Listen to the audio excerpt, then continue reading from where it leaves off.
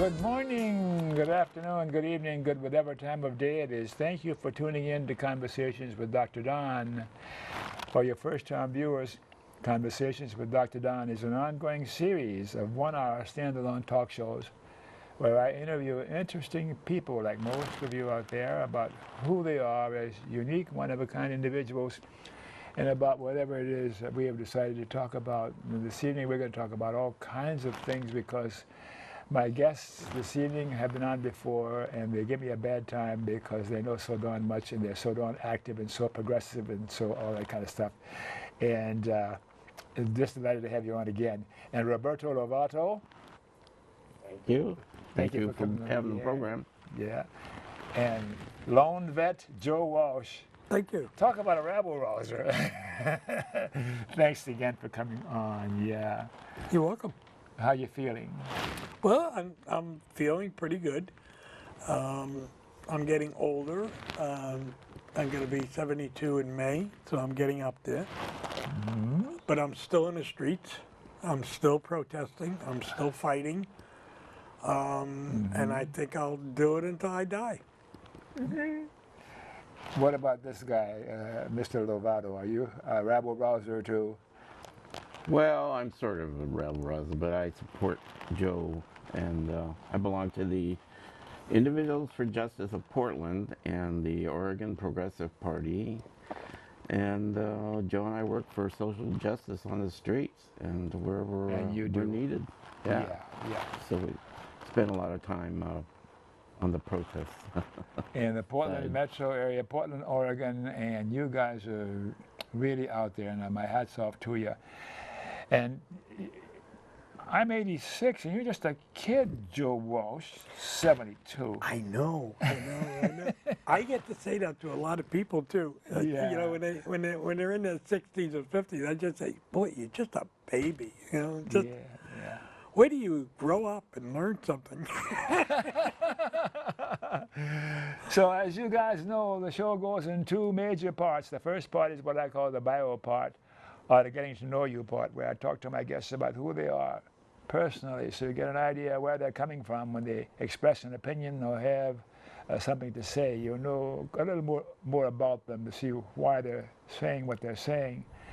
And the second half is where we address what's important or topical issues or whatever we decided to talk about in the second half of the show. And it'll just flow naturally and easily. And as you know, you've been on before, that if I ask you a question that you don't want to answer, you can tell me to go jump in the river or something. But I have an announcement to make. Last week I was in Hawaii for 8 days, and I did fine, except on the way back home with my 2 boxes of chocolate-covered macadamia nuts. Whenever I get back home, they're almost all gone. So that's why I don't have any for you tonight. You ate them on the plane on the way home? That's great. I did manage to bring one back this time. That's great. I like that. Yeah, but I got a good tan if you didn't notice. Yes. Yeah. You're looking good. Thank you, and I'm feeling fine now. And that was a good restful vacation that you got? Yeah. Thank you for the question, because what was delightful about it was we were in somebody else's condo. We rented it. And I didn't have my usual things around like I have at home, you know, the darn computer. We didn't take a laptop or anything. And we did manage to watch a little television, but not nearly as much as those things that keep you occupied, the brain going at home. Yeah. So I found that I was looking at the water and the waves and the ocean a lot. And it's good for the soul. It must have been nice. The ocean is very precious to me. I lived in Ocean Beach, California for a few years, and I lived a block away from the ocean. So I used to walk on the ocean every morning and just think about how long the ocean's been there, and waves, and at that time we were in the middle of wars and stuff. So the ocean is very precious to me. It's a very great gift that we have, the ocean. Yeah. In Hawaii, I when I was in the Navy, I was in Pearl Harbor. So Hawaii is gorgeous. Oh, yes. Oh. And the people there, the Hawaiians, are really nice and gentle, and we should have left it alone. Yeah, and then King Kamehameha keep it for his own little nation there, but never. We're Yeah. digressing here for a second. First part. Who are you? I know we've been through this before, but there'll be people watching this show that haven't seen you before. So even if it sounds a little redundant, I may ask you some of the same questions all over again. Who should I start with? Roberto? Sure. And speaking of ocean, I'm first generation Mexican American, and my hometown is Santa Barbara, California. So, as I used to be a wharf rat, and used to spend my summer times with my brother and a gang of kids, sort of a la Mark Twain kind of thing, on the wharf in Santa Barbara. So that was really a nice time. You know, the old times and with the kids, just enjoying the ocean, breezes, and the salt water. Anyway, I belong to Individuals for Justice Portland. Been living in Portland for around 6 years. My wife and I moved from Northern California. I also belong to the Oregon Progressive Party because I believe we need alternative parties to the two-party system. Been looking for justice for a long time. I'm playing the old Diogenes play, searching for justice for, since the Vietnam War. Been on the streets. And A good search. well, we got to keep up going. My concern right now is, like, I'm going to be 68 in October. He's a real kid. He's a babe. And we need the young people to step up because we're getting old. We don't live forever, so we're going to need some help there. And your name is Roberto Lovato. Lovato, Is yeah. that your full name? You got another name? Yeah, that's my full name. I used to be, my friends used to know me as Bob, but at some point I decided to go back to my roots, which is Mexico, and use the Roberto because it's appropriate for me whenever I meet people that they understand my basic roots, where I come from. So Yeah. really came out of poverty because my parents were, my mother worked in the lemon house for 45 years. And I don't know if anybody knows what that is. It's kind of like slave labor in Southern California. The Lemon House. Say a few words about that. Well, it's not a pretty industry, I guess, because it's Processing really, lemons. Yep. Sizing lemons and doing all that stuff. So my mother would, she raised 3 sons, and for some reason our fathers all left. So there we were, and we were delivering the newspaper when we were in junior high school. So if anybody knows how much a Sunday edition of the LA Times weighs, it once crushed my bicycle tires, and I had to walk the rest of the way. But that was, just to make the change and whatever. But my mother worked hard, and I actually think it drove her crazy because she didn't have much of a life. She was just taking care of us. But she took care of you guys. Yep, and that's where I know where poverty is, where it comes from, and it's not a pretty thing to do that. And I think today it's one of the things that drives me for justice to have a more equitable society. Nothing can be more commendable than working for justice. That's universal. Yeah. And you were born in Santa Barbara. Yep. You ready for your trick question? Yeah. Why were you born? Why was I born? Why does everybody repeat that question when I ask them? What? The stunt? But you got to think about why. That's how you don't get that question. Why? I guess that the main purpose for my birth, I guess, is to look for justice and to find that part of thing. I mean, I lost a lot of friends over the years because I was always talking about the problems that we have and the things, and we need a solution to this, and they don't want to hear it. So, as a driving force, I'm consistent, still doing it. And So a lot of my friends that went along with that are still doing that too. Yeah. So I think that's why my purpose on earth is to look for that, what Diogenes has always been searching for. Diogenes, Yeah, he's my hero. the driving force. So Yeah. it gives me a reason to get up and do stuff. So you talked about your racial and cultural heritage, and Did you ever have a religion that you were a part of, a church? Well, I was raised a Catholic, but very soon, Been there, done that. when I was young, I kept asking myself, why am my knees hurt so much? Why do I have to get up? When the guy up there gets up, what is all this stuff, you know? So I couldn't take that. Yeah, You had those questions then when you were a kid? yeah, I just, religion for me. At this point, I guess I'd say I'm agnostic because I don't have any answers. Yeah, yeah.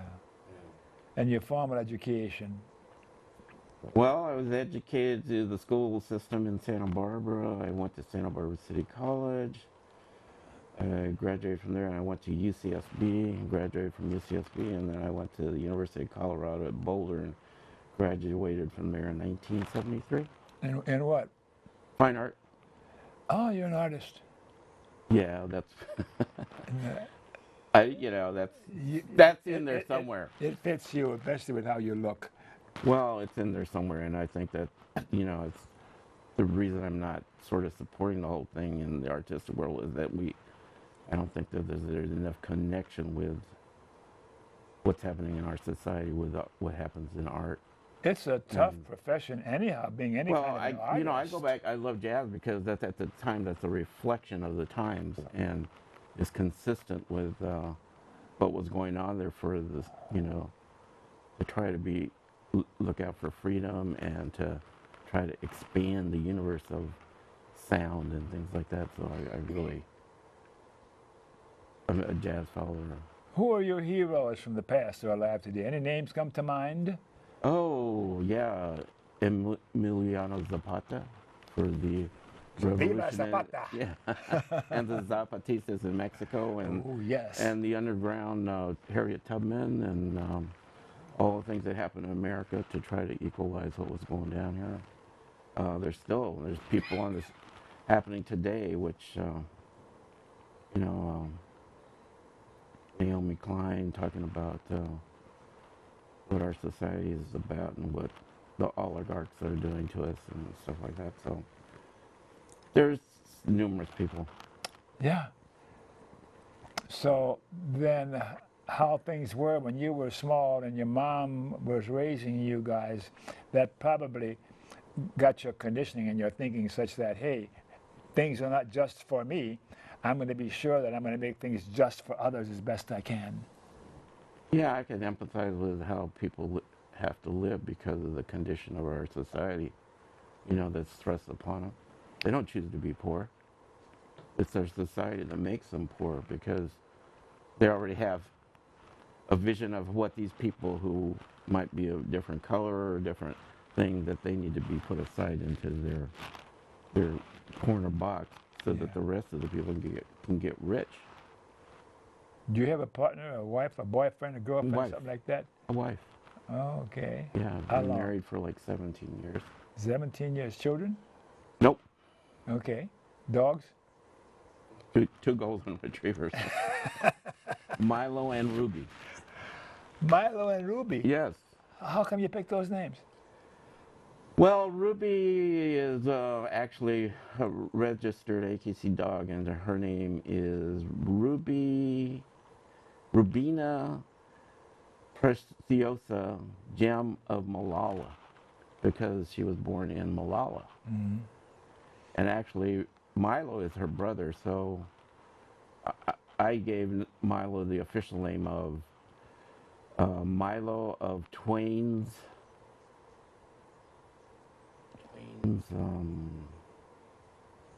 humorous delight.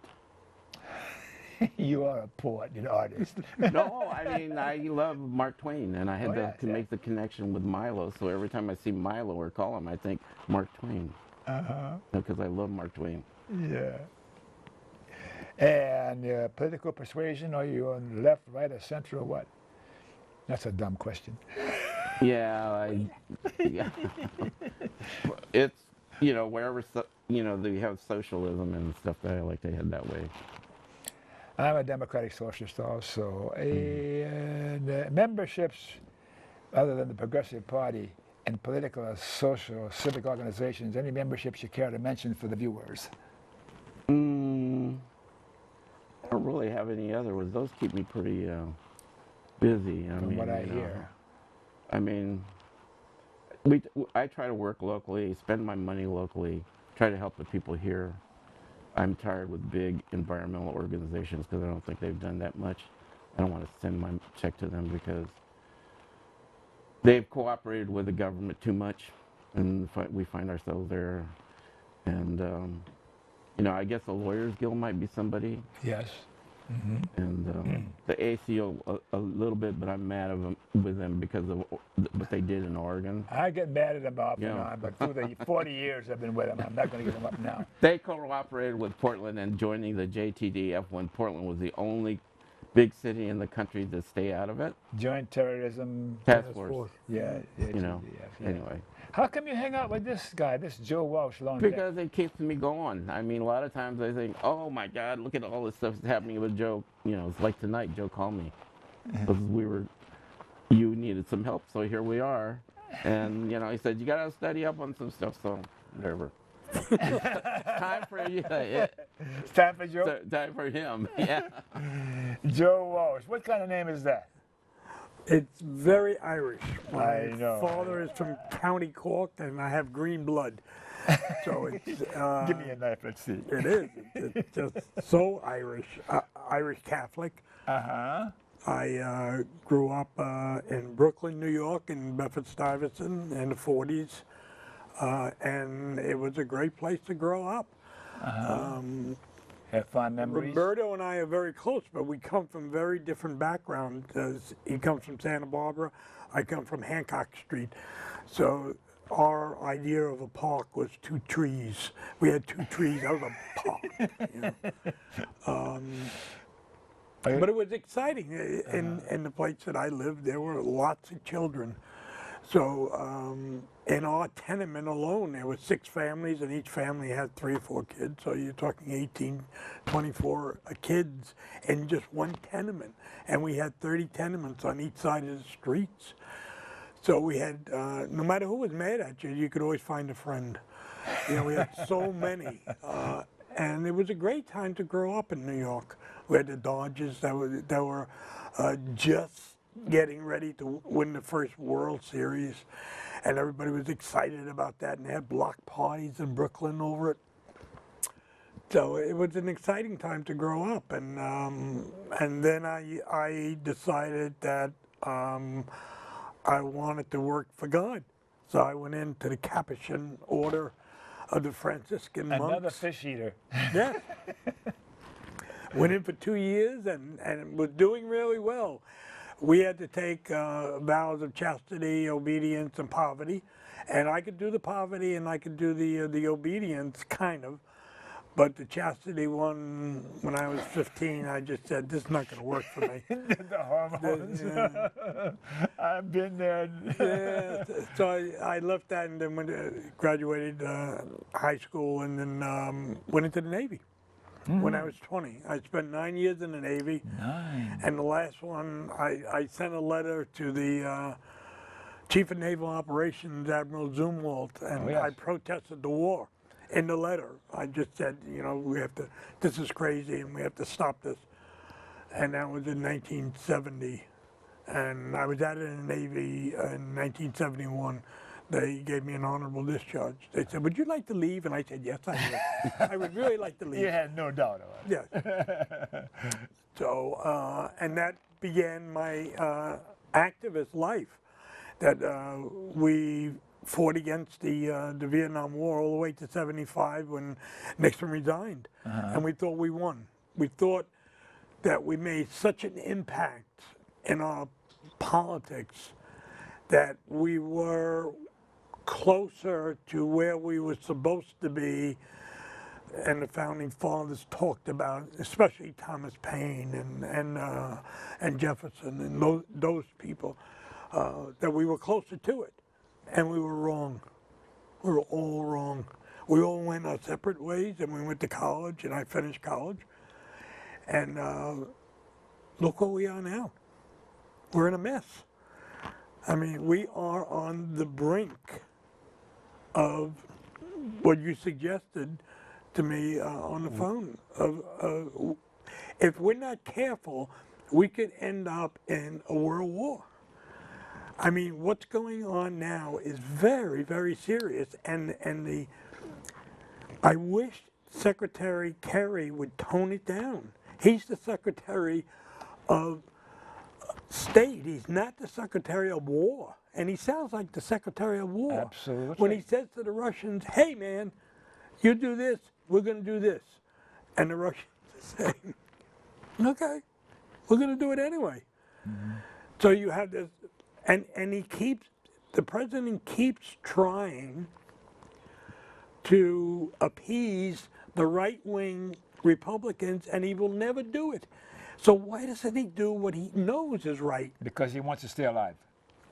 Well, that's Roberto and I talked about that a number of times. That we think that's a possibility that the president they'd kill him. Let's continue on with this part so we can get to the main stuff. Yeah. Are you still a practicing Catholic? No. What are you now? You have a label for yourself, a name? I'm an agnostic. I'm a humanist, and I believe in Matthew, the Sermon on the Mount. That's my whole basis of living. If you just took the Sermon on the Mount and talked about the poor and being gentle with each other and understanding each other, that would be a good way to live. And that comes out of Catholicism. Yes. That's the good part. There's a lot of good parts in Catholicism. However, the bad parts are so dominant that I could not be part of it anymore as an adult. There was just no way. And that's before the big scandals that came up, both in child abuse and also the money, the bank, the Vatican bank. Introibo ad altari Dei, adem quiratificat juventutem meum. Remember those Yes, days? I used to be an altar boy too. Yes, I used to say the Confidia and all of that. How come your chest has got that hole in it? Is that from too many mea culpas? Yes. and I also, my knees are also callous. You got houseball. Because when I was in the seminary, I was always in trouble, so I was always kneeling outside on the marble floor. Yeah. That's enough of Catholicism. He also looks to the Greeks. Huh? For answers. The what? The Greeks. The Greeks.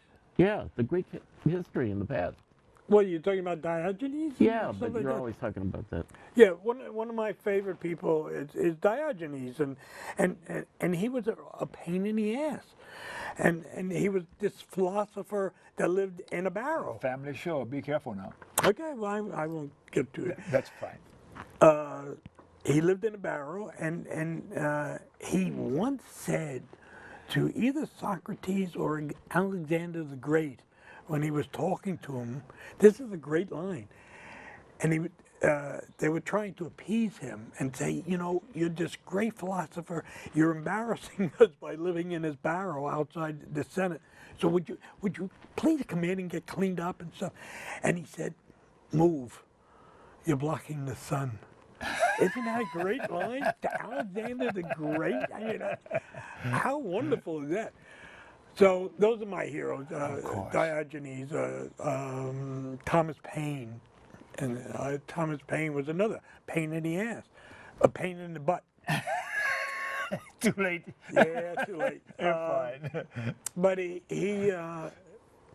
so if I could mimic my life after Thomas Paine, much better than Thomas Jefferson. And he actually lived what he preached. Very few people can do that, because I find myself a lot of times, and I think it's hypocritical of me, that I preach stuff, but I can't live it sometimes. So I want to preach gentleness with each other, and I can't do it. I get so angry with politicians. Really? I do, and I end up getting thrown out. But I want to be gentle, but I can't do it. Because what happens to me is when I talk to politicians, I actually see what I say. So if I'm talking about the homeless, I see them. I see them on the street, cold and really nervous. So I get really angry. You know, I say they're the richest country in the world. What the heck are we doing? I mean, Portland has 2,000 people living on the street every night.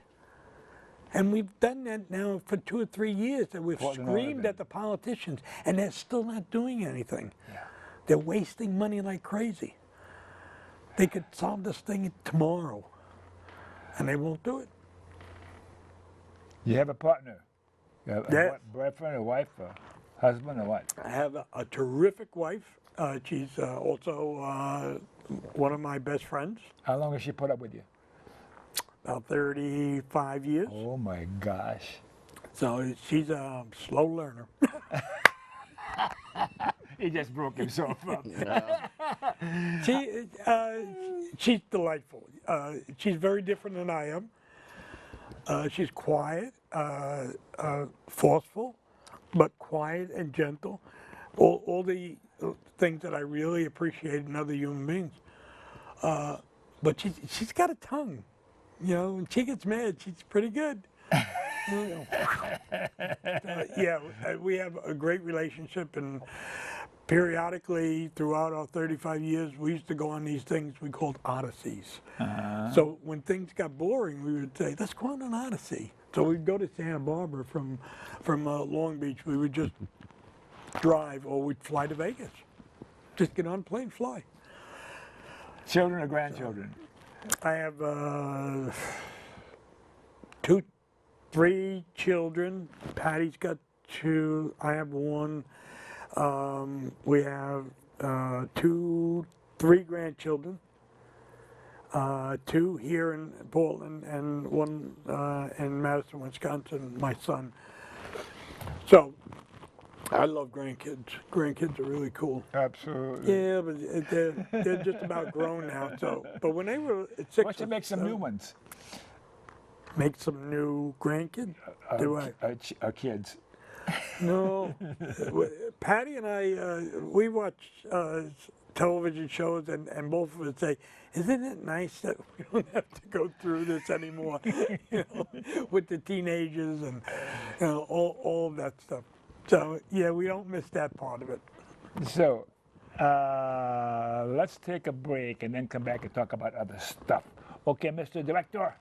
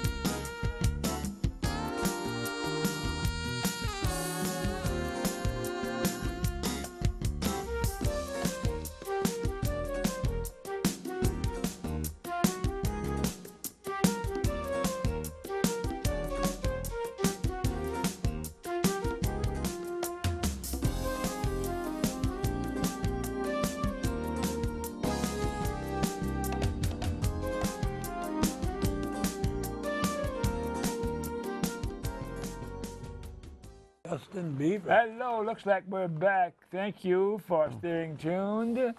And for you viewers who missed the opening of the show, Conversations with Dr. Don is an ongoing series of 1-hour standalone talk shows where I interview interesting people like most of you out there about who they are as unique, one-of-a-kind individuals, and about whatever it is that we have decided to talk about. And we're going to continue on now with all sorts of other things.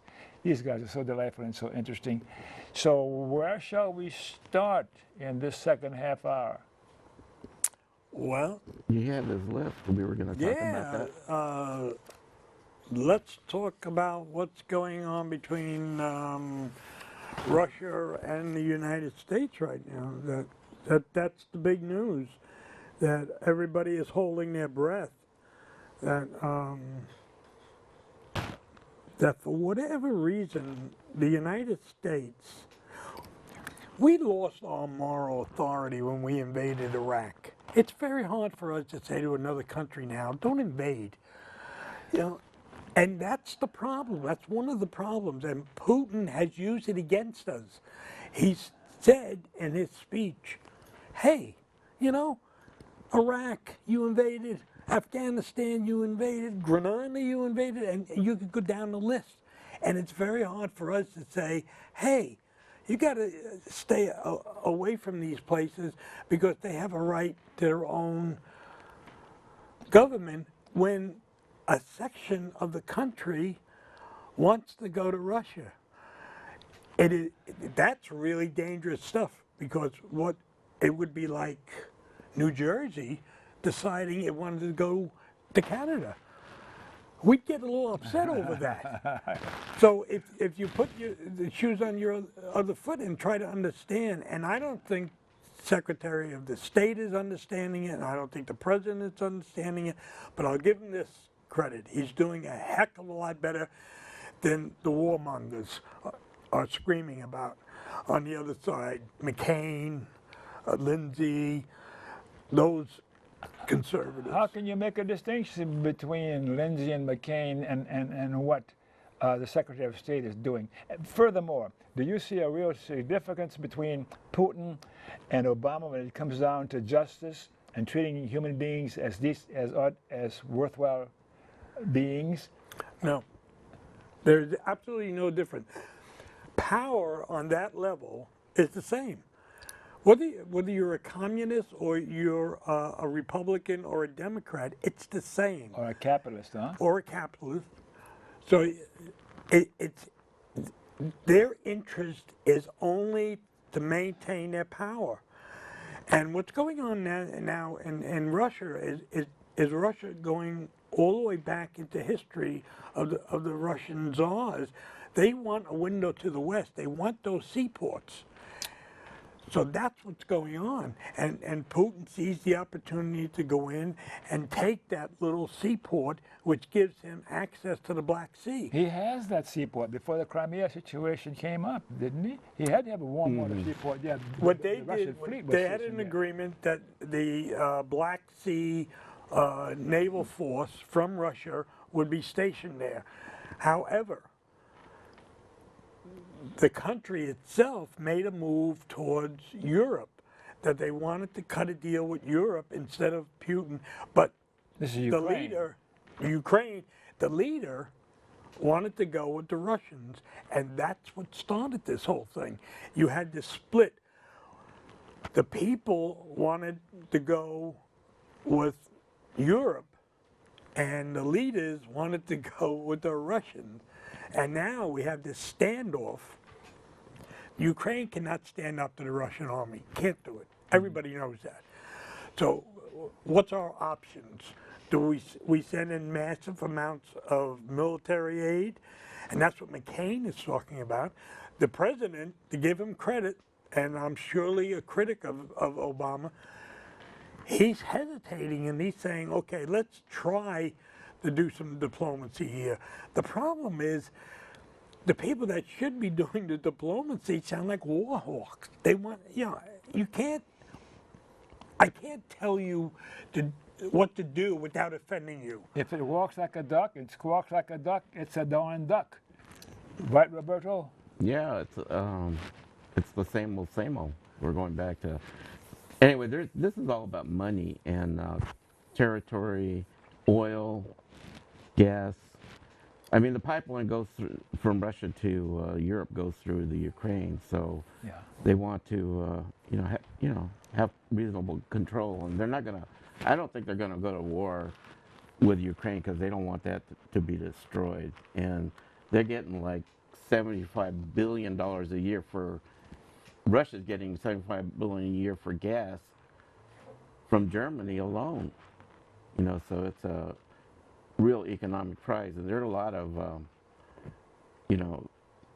the government of Ukraine is a bunch of oligarchs, rich people who run that government and have been running it. So they have interest too, and I think the West is looking at it as a prize because if Russia just stays with the Crimea, then the other part of the Ukraine is open for the U.S. corporations and Western people to come in and take it over, because what I understand, Ukraine is not just a little podunk country. They have real industry there.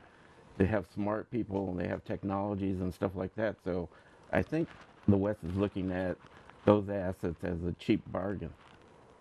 So there are a lot of things that are happening here. So we're looking at motivations. What's the motivation of what Putin is about, and what's the motivation of the West? So to keep Russia contained and to stop Russia from expanding at all, getting close to, even starting to get close to what it was when it had a Soviet Union. And it's no wonder that Putin and the Russians, whether they're corrupt monopoly capitalists or not, are interested in stopping the West. American dominion is still marching on. Monopoly capitalism is a worldwide effort. So talk about communist conspiracies. This was a thing from a long time to the Cold War. There is a capitalist conspiracy. Well, yeah. I mean, the Russian oligarchs, they don't want their money, they have it in Britain. Just like our oligarchs have it over in the Cayman Islands or whatever. They have their money in Britain, so they don't want to. I mean, that's one of the things that Obama's doing right now, is saying you can't have your money. We're doing sanctions on your money, so they don't want the billions that they have. So this is a different kind of situation than the past, I think.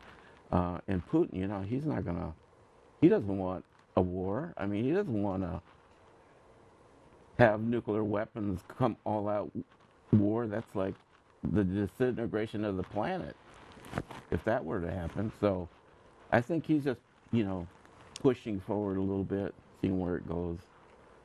He would like to get other countries back, but in the old Soviet Union, rebuild that. But I think he's very limited. I mean, he's a smart guy. What about the idea that one thing that Putin can do is push the idea out there that we should have a different monetary system in the world other than the dollar?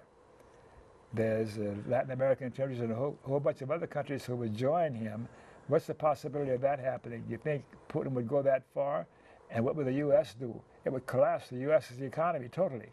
It would. We could not sustain changing over the dollar to anything, to the pound, or Saudi Arabia and some of the other countries have talked about that before, that when people get angry with us, they use that against us, because our economy, the whole foundation is based on the dollar. Everything. Oil is based on a dollar, all of that stuff. And if that was to change, it would destroy the United States economically. Martial law. Well, we would go to war before that would happen. So, I mean, that's another thing that it's not something that we talk about a lot, but it's economically it would destroy us. So our government would never allow that to happen. Well, how would they stop it from happening?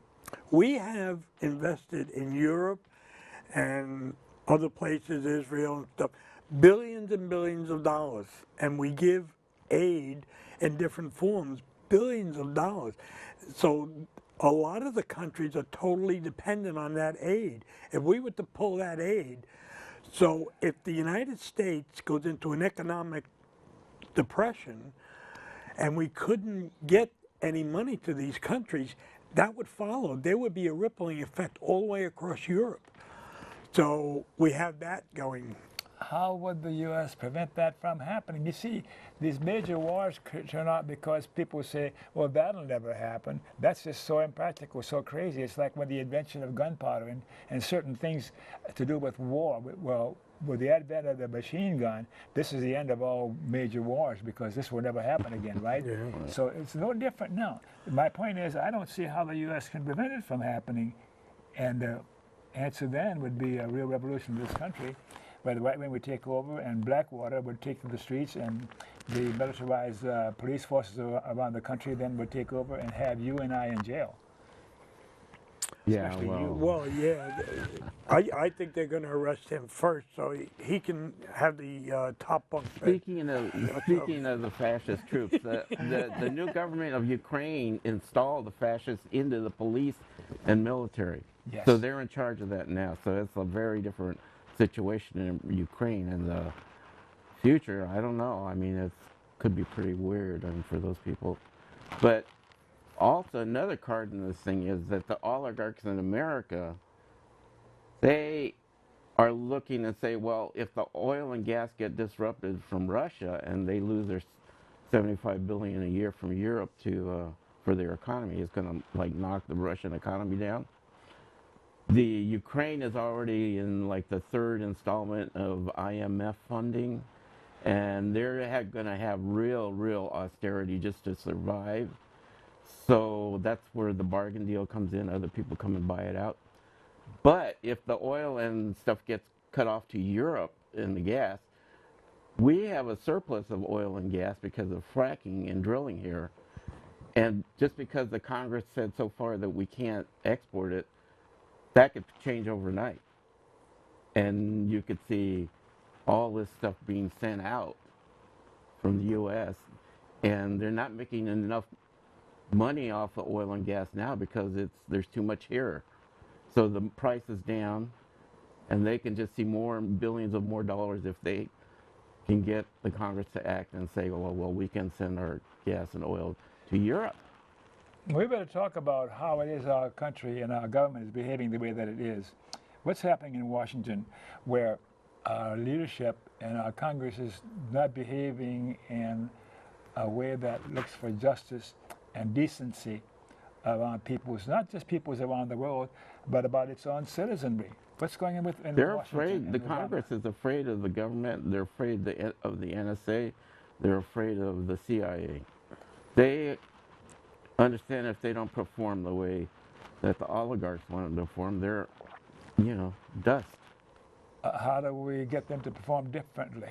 I don't know. Yes, That's a we big do. question. Yes, you do. It's a big Campaign question. finance reform, amend the Constitution, take the money out of the political We have to process. have millions of people in the street. One of the things that we really have to deal with is in Congress you have 435 in the House, I think it is, and you have 100 senators. They're all millionaires. Practically So all. your representative is a millionaire. And what does that mean when you go to see him to get him to pay attention on some local level? It's very hard to do. And their perception of what's going on is very different than yours and mine because they're in this bubble. They're all in this millionaire and billionaire bubble. So their decisions are based on the 1%. Yeah. They're not based on the 99%. And you can understand it if you say, look, they're all millionaires. And our congressman, Blumenauer has been in politics all his life. He's worth about $7 million. How did that happen? Never mind. Now, I want to be careful because I've had guests on sometimes where we end up spending almost the hour playing Ain't It Awful and talking in a way that we're hopeless and helpless. Mm-hmm. There's always some alternative, however remote it is. I think about the civil rights era and women's suffrage and those kinds of things, and the civil rights bill, and it seemed in Vietnam, it seemed like impossible at the time. So I think we need to talk about what, however remote it is, what kind of a solution can we come up with that's an alternative to the moneyed interest owning our government. One of the things that's happened recently is there was a socialist elected in Seattle. Yay! And she ran as a socialist. She did not hide it. That's right. And she ran on $15 an hour minimum wage. Now the president's talking about 10-10. 10-10, if you work it out, if you work 40 hours a week, you could probably spend, according to The Economist, 25% of your gross on your rent or your mortgage. You could afford maybe $600. That's what you could really afford. If you do $1,200, you can get that, but you're not going to do anything else. So the economists say take 25% of your gross, and that should be what you're paying for your rent and your mortgage, and then you have to pay the rest of the stuff. Well, at $15 an hour, it's only $30,000 a year. You can afford maybe $800 or $900. That's the going rate. Because I had to ask my wife, I said, how much do we pay for rent? And she told me $750 plus about $100 for utilities and stuff. It's about $850. One bedroom apartment in Portland, $850. So you have to make $15 an hour in order to really afford that apartment. To survive. Just to survive. What do you do if you have 2 kids? We have no kids anymore. They're all gone. What do you do with 2 kids? You have to have 3-bedroom, 4-bedroom. You're talking $1,200, $1,300 a month. So 1010 is an appeasement to the right wing. He did it again. They have this battle in the White House, and he comes up with a reasonable amount that the conservatives will accept, and they never do. So why doesn't he go for a realistic figure? Why? The people are going to do that because the people are moving on that, and we have Yeah. candidates here that are moving on that too. That are going to run for the local running for city election. council right But now. you know, you have Council here in Portland. Yes. you have the progressive Senator Merkley saying 10-10. How know, progressive so- is that? Well, It's that's not progressive that's, at all. That's the point. I mean, so you know, it's the people that got to get out there and just force them into it, and it's proven that it's not going to bankrupt the country. And you know, you have a family of 4. The basic poverty cutoff line is 43,000. That's what the government says. Are we doing Ain't It Awful now? I'm not hearing any solutions. We're in the streets asking the government for $15 an hour. So a solution is taking to the streets? Taking it to the streets, the politicians are saying we need to demand this. And that's what the politician was elected in Well, Seattle because of that. when I first heard $15 an hour, I went back. And I said, wow, that's kind of a lot. You know, for minimum wage, $15 an hour. Right now it's $7.25. So you're doubling it, more than doubling it. Yeah. But then I remembered, I retired in 1995. I was making $22 an hour. In 1995, that's almost 20 years ago. Mm-hmm. So $15 an hour is not a lot of money when you look at it that way. You know, when you first hear it, you say, wow, that's a lot of money. You know, what are we going to do? How do you get hamburgers if you're paying people $15 an hour? Well, the economists say to raise the price of the hamburgers, it's not that drastic. So it's something that has to be done. We have to get the middle class moving again. And if you have a realistic minimum wage, then you move into the middle class. You have a shot. Right now, we don't have a shot at all. At $7.25, or in Oregon now, I think it's $9.10 as of January. You don't have a shot. You're so busy struggling and paying bills that you can't do anything else. So how do you change that? $15 an hour, that's the first. How do you get $15 an hour? You go to the city council, you run candidates that want $15 an hour, and it may not happen this year, but it will happen 2 years from now or 4 years from now. And you But push to start somewhere. You push realistic goals and not. We have this tendency as liberals and radicals to, in our minds, say what's reasonable. You know, what's a reasonable figure? We shouldn't do that. We should say, what's really cool? You know, what do I want? I would like to see people make $20 an hour. I really would. Yeah. But I'm not going to get that. But I'm going to start there and negotiate with you. But my bottom line is 15. I'm not going down to 10 because that's not a realistic figure. And he's going to waste all his political capital on something that doesn't work. And I don't understand why he does that. Do you think you're taking to the streets and doing what you're talking about with city councils and that sort of a thing is going to have any effect on the moneyed interests that own the people in Washington, the representatives and the senators and the government? They buy the elections every time. Does your effort? What else do we need to do? Well, it's either going to be that or they're going to lock us all up. Because at this point in time, we have other things that are happening to us. The global climate change. Yeah. Well, that continues to go on. We don't. That's unknown to us, but we already know that food is already rising 25 to 35% just this year alone because the conditions change globally. When people don't have water, food, and the basic stuff, they get kind of upset. So Then the what world, happens when they get upset?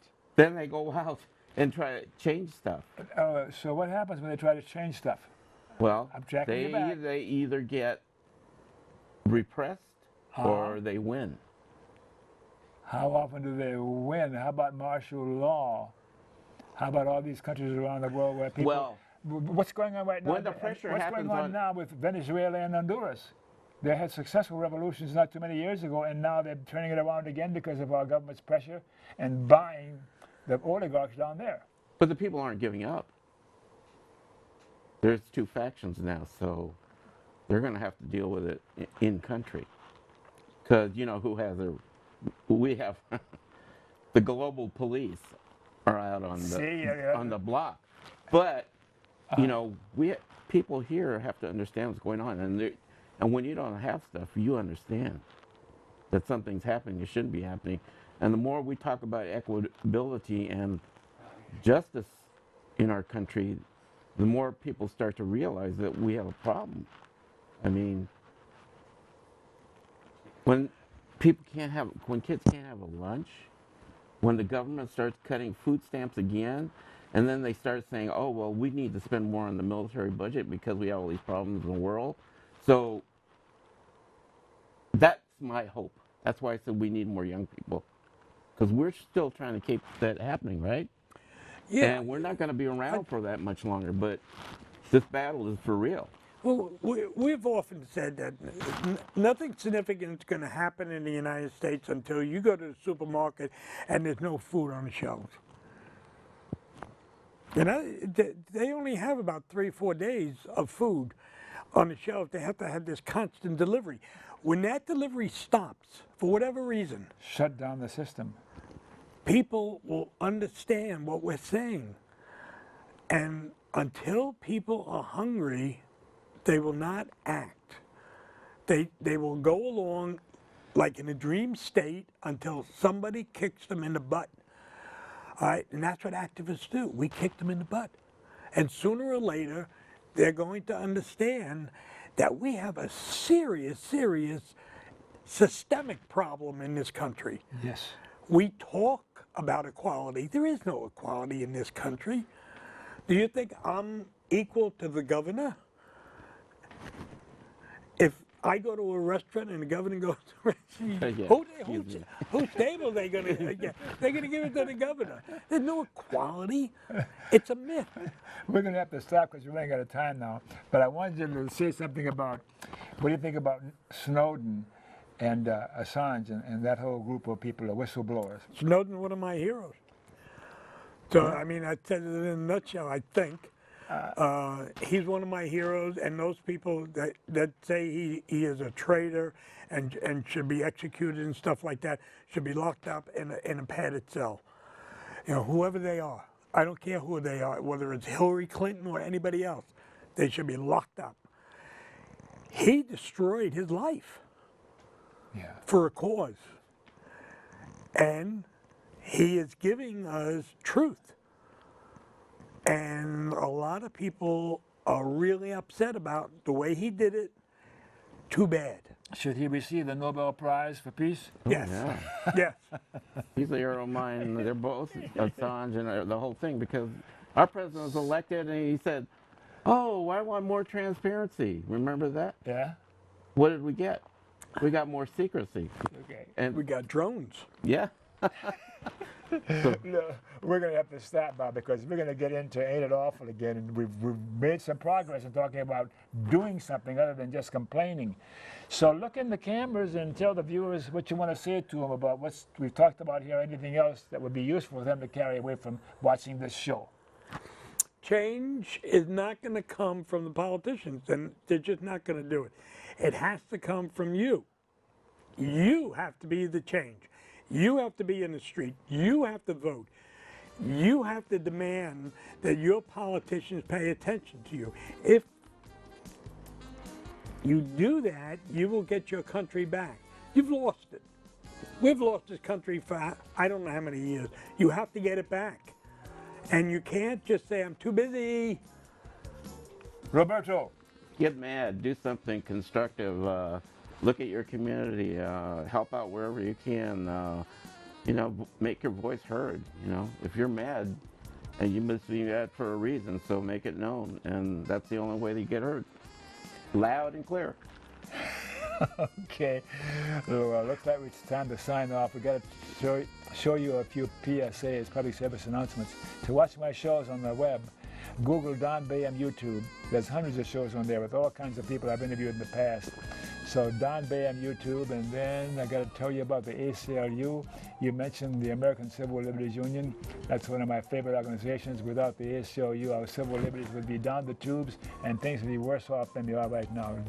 Google the ACLU, and we're going to tell you about humanism and the humanists. I'm a humanist and a humanist minister, and the humanism is an alternative to organized religion, and it's wonderful. Go to the website and learn more about humanism. Oh, and I got to tell you about remembering KFC, not Kentucky Fried Chicken. Dr. Don's KFC. Kind, friendly, and charitable. Be kind, be friendly, and be charitable. To you too. To you, and you, Lone Vet, and you, and Mike, you too, and Harvey, and Nicole. Thank you for watching, and good night. And the mics are off now. We'll be on.